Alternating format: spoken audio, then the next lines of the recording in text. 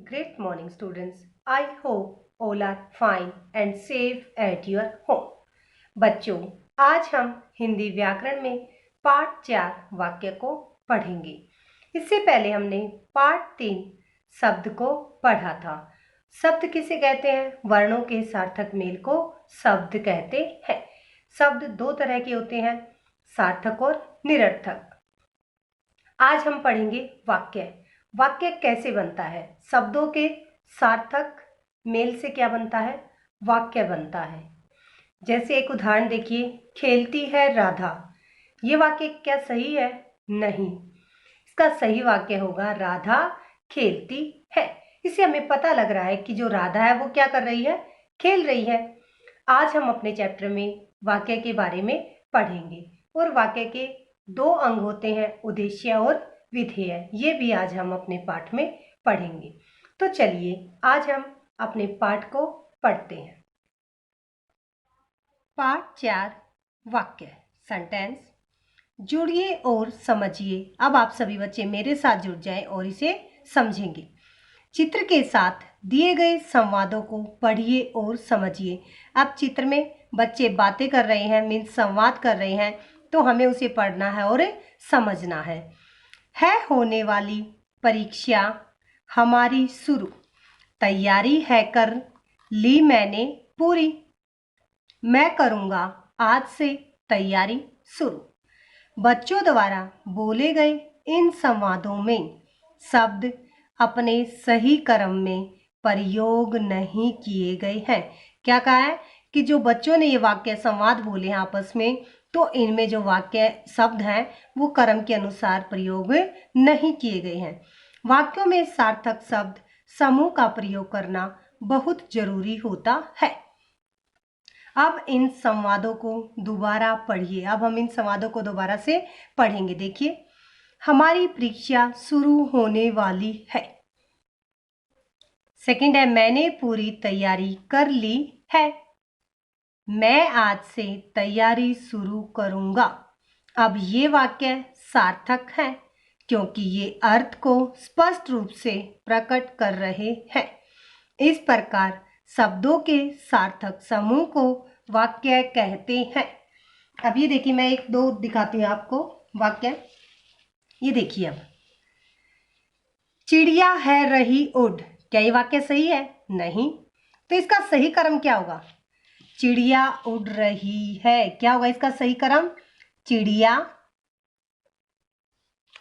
उड़ रही है। Got it? अब नेक्स्ट है, पढ़ हैं रहे बच्चे। क्या ये वाक्य सही है? नहीं। इसका भी सही क्रम क्या होगा?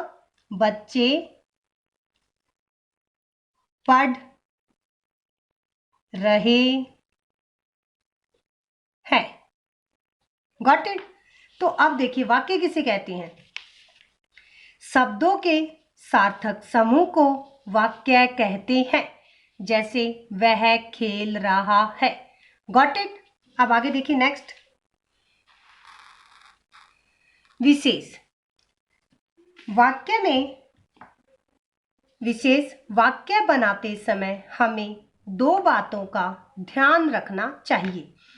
पहली बात, क्या कहा गया है कि जब हम वाक्य बनाते हैं तो हमें 2 बातों का ध्यान रखना चाहिए। पहली बात, व्यक्ति या वस्तु का होना। दूसरी बात, इनके द्वारा किए जा रहे अथवा किए गए काम के बारे में कुछ बताया जा रहा हो। वाक्य में इन 2 चीजों का होना बहुत ही जरूरी है। Got it? आगे देखिए, अब नेक्स्ट है हमारा वाक्य के अंग। वाक्य के 2 अंग होते हैं, उद्देश्य और विधेय। उद्देश्य मीन्स सब्जेक्ट, विधेय मीन्स प्रेडिकेट। इंग्लिश में इसे क्या कहते हैं? उद्देश्य को सब्जेक्ट, विधेय को प्रेडिकेट। Got it?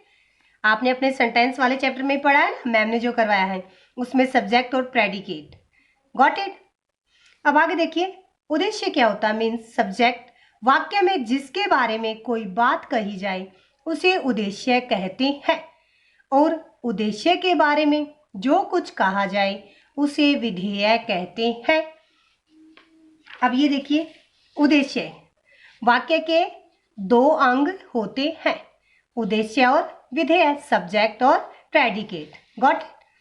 वाक्य में जिसके बारे में बात कही जाए उसे उद्देश्य कहते हैं।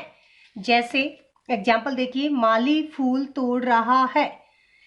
जो माली है वो क्या है? उद्देश्य, मीन्स करता है, और ये क्या है? विधेय, फूल तोड़ रहा है, मीन्स सब्जेक्ट। Got it. अब नेक्स्ट है विधेय। उद्देश्य के बारे में जो कुछ कहा जाए उसे विधेय कहते हैं। जैसे मीना खेल रही है।